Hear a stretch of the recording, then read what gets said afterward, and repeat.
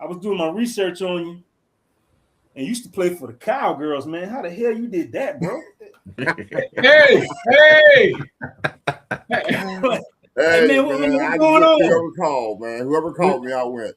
Middle linebacker. That was Mike or Willie? What now? Mike or Willie linebacker? Mike.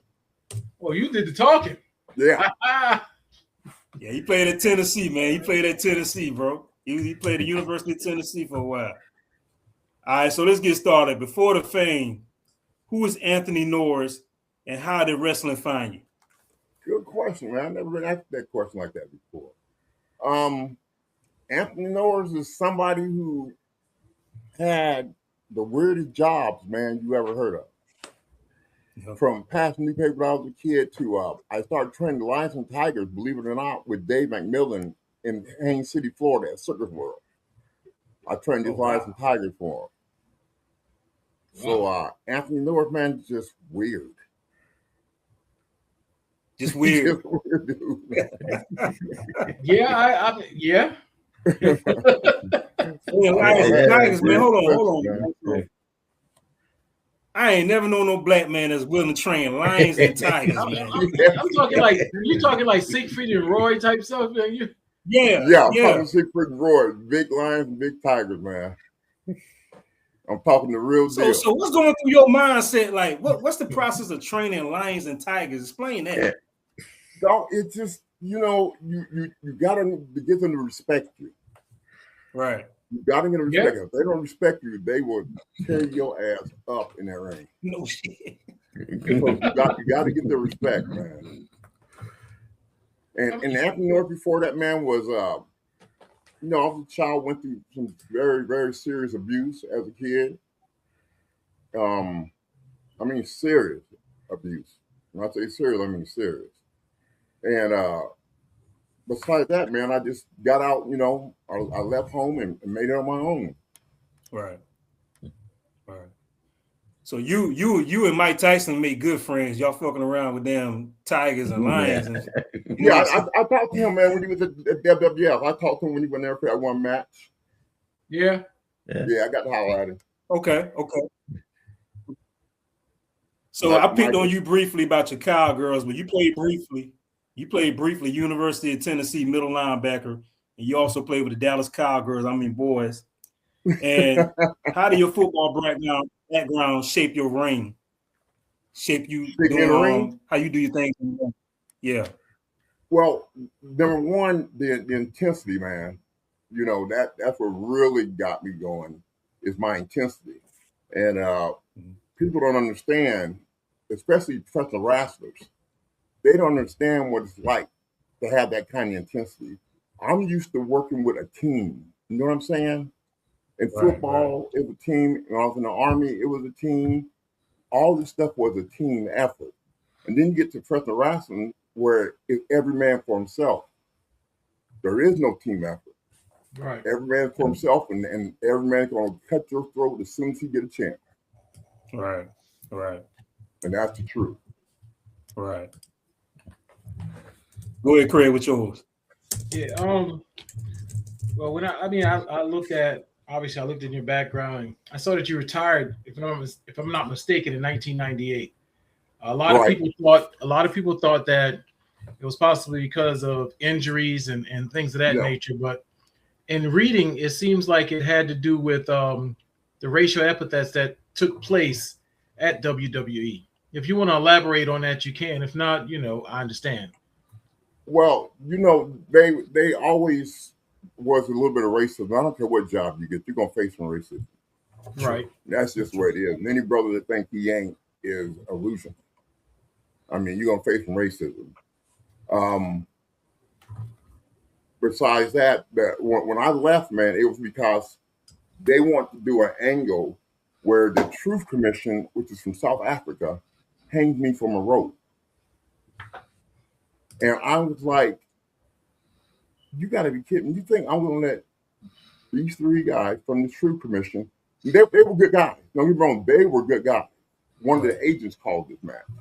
But I was like, you think I'm going to let one of these Truth Commission guys put a rope around my throat in front of my people and hang me. As much as that shit has stained us, how in the hell I felt like trying to rope around my neck, hanging from a damn rope from my neck from the ring pole. Right. And I just wouldn't do it, man. I walked out. Right. Some people understand it, some people can't. You know, some people like, man, you talk about that money. Dog, there's something better than money. Right. You know what I'm saying? And my people is all about pride. We always have pride. Exactly. And that's what it was about my people. I'm not going to hang myself, get myself hung in front of my people, little kids watching and seeing all that crazy shit, man. Right. You're building a legacy, not something that defames you or tears you down. Yes. Yeah. And you know, the other question, I know that your sister's illness had played a lot. You obviously didn't want her to partake and see something like that. Yes. Yeah. So, you know, talk about that. Talk about your family life. I mean, because when you think about it, you're close. Okay, yeah, but my mom died from cancer. Then my sister got cancer. Mm-hmm. And she was passing away. And the doctor had called me the day before and told me if I want to say goodbye, I need to get there now. And we all know what that means. Yeah. Right. You know, if I want to say goodbye, I need to get there now. So they wouldn't give me the time off or anything, man, to go say goodbye to my sister who was passing away. And so, yeah, so that was that, man. I went on anyway, you know. They wouldn't do that. They wouldn't do the take away the angle with the hanging thing. So I was like, no, this ain't for me. This ain't for me. It ain't about pride. Yeah, do you think it was something that no, I don't think they wanted to get rid of you, because obviously at that time you were a rising star. I mean, they probably thought they actually could get you to do it with the money. Yes. They definitely thought they could get me to do it. But no, man, I got pride, and they shouldn't have known that. Because anytime a racial argument comes up, and I didn't think it was right, I would put my 2 cents in, whether they wanted it or not. Mm-hmm. Which you should. And we all should. Yeah. Right. Vic, what you got? Well, you talk about ultimately why you talk about why you ultimately left WWE. It was because of that rope hanging incident. Is that is that like the craziest or like most messed up thing they asked you to do while your time there? Let me think, dog. To be honest with you. Yeah, I would say that's about the craziest thing they ever asked me to do. You know, because it was so racially charged. You know, first of all, you had that angle where DX did that thing against the Nation where they dressed in blackface and did all that stuff. I remember that. I don't know if you guys remember that. Yeah, I remember that.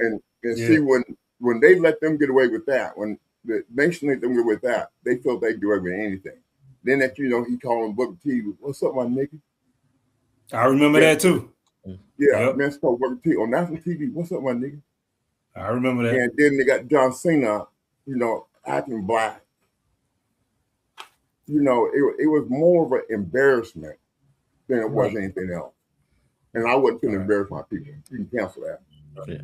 Right. Yeah. Now, and you get in the ring, and I'll shoot on your ass, and we can go from there.